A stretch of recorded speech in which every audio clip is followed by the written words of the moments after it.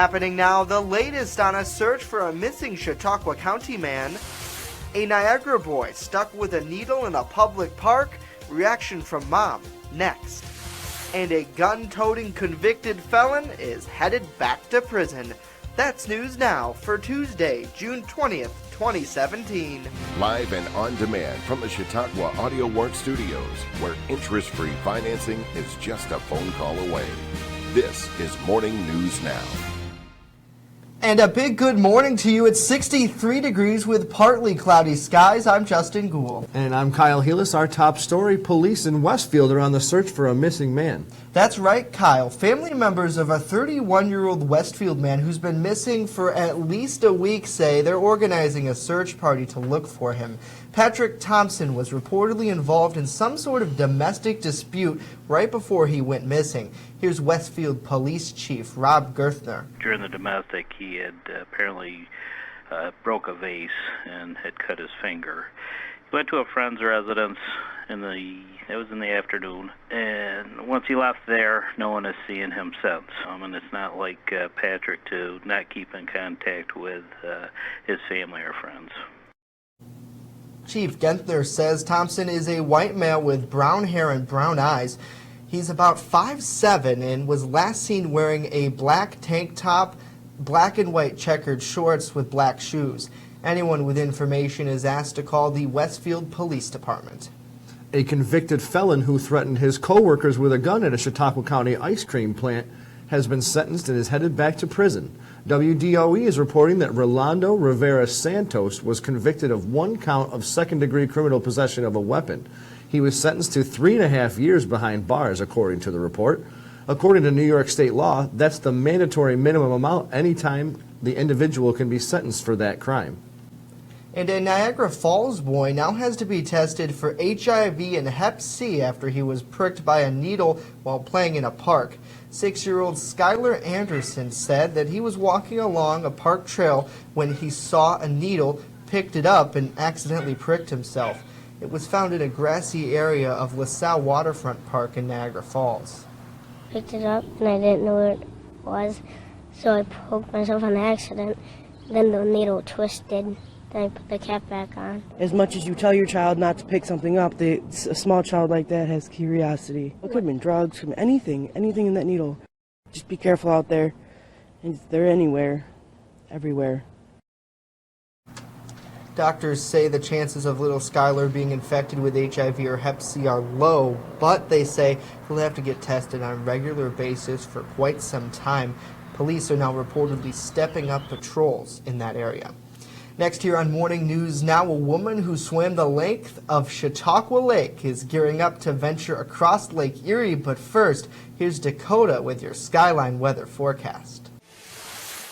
Good morning, everybody. We had a couple technical snafus with our weather equipment yesterday, and that's why we were unable to show the regular graphics, but we think we've got it all sorted out, so let's get right into it. Rainfall over the next 5 days, really not much to write home about here. Most areas picking up less than a half inch, which is good news for those who've been dealing with flooding issues the past couple weeks. And I want to mention this just in case you have any interest in the Gulf Coast this week. National Hurricane Center is issuing advisories on potential tropical cyclone Torre, which is located in the central Gulf of Mexico. You can see the system doesn't have a well-defined center of circulation just yet, so it's not a true tropical storm by classic definition. However, it is expected to become better organized in coming hours. Once it does, it'll be called Tropical Storm Cindy. Current forecast cone has the system coming up the Louisiana Gulf Coast before weakening into a depression by the end of the week.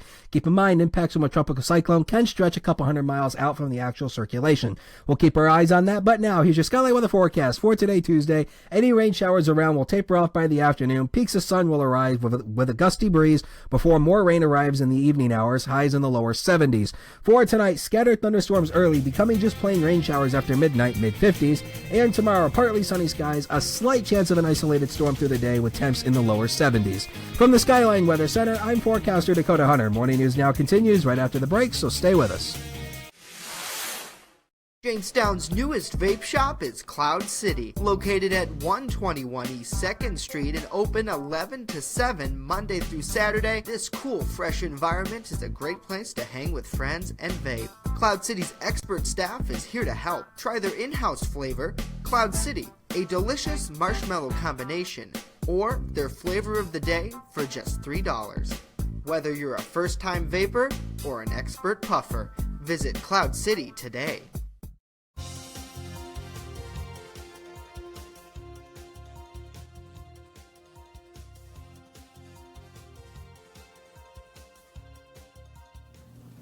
Residents around the region affected by severe flooding 2 years ago are watching a bill that's been approved by the New York State Senate and Assembly. This massive bill would provide almost $7 million in relief to residents in Chautauqua, Cattaraugus, and Allegheny counties impacted by the flooding that occurred back in 2015. Wegmans announced that they doubled their Fill the Backpack campaign this week. The campaign is targeted to help students who receive free or reduced lunches at school by donating take-home bags of food every Friday until the end of the school year. Wegmans' Buffalo division, which includes the Jamestown store, managed to donate 193,000 pounds of food, which exceeds the state goal of 160,000 pounds.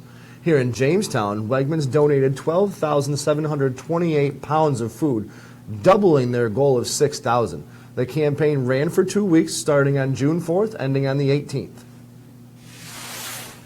EagleZip.com is your local one-stop shop for all of your home and business computer needs. Located on Fluvan Avenue Extension, just outside of Jamestown, EagleZip.com sells and services all brands of desktops and laptops, as well as servers and network equipment for your business. All new computer sales include transferring your data from your old computer, plus a 2-year warranty. Call EagleZip.com today. Stop by EagleZip.com today and let us make computers easy for you.